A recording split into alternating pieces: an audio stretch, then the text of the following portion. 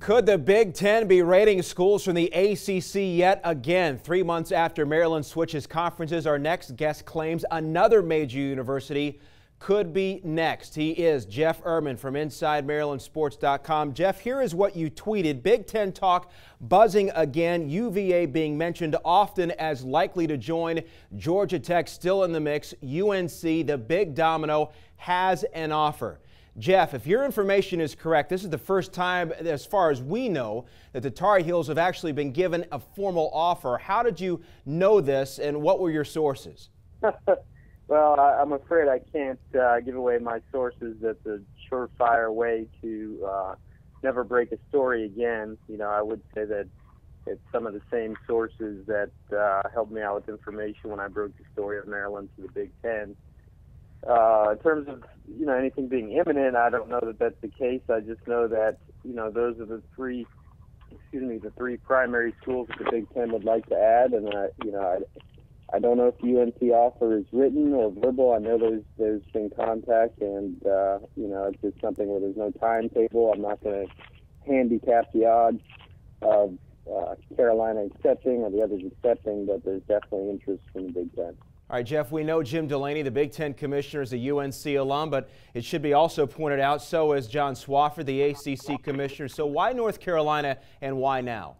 Well, I mean, when you look at the schools that are out, first off, the Big Ten wants to expand towards the eastern seaboard, and you look at the schools out there available, and Carolina is clearly one of the biggest names out there. It's not as big as some others in terms of TV market, but in terms of national brand and following, you know, it's one of the premier schools in the country. It also has the sort of academic profile that the Big Ten leans toward, and like you mentioned, Jim Delaney paid for Dean Smith and has a relationship there, so I think that would kind of be a crown jewel in the Big Ten's cap if they were able to pull that off.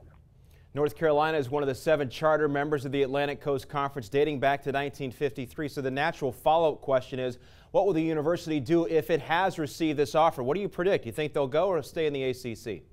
Yeah, like I said, it's really impossible to guess on that at this point. You know, there's no, I don't know of any imminent decision. Maryland's lawsuit with the ACC to figure out how much Maryland's going to have to pay out of that supposed $50 million exit fee is still pending, and I think it's definitely possible that nobody else is going to make a move from the ACC until they see how that thing shakes out.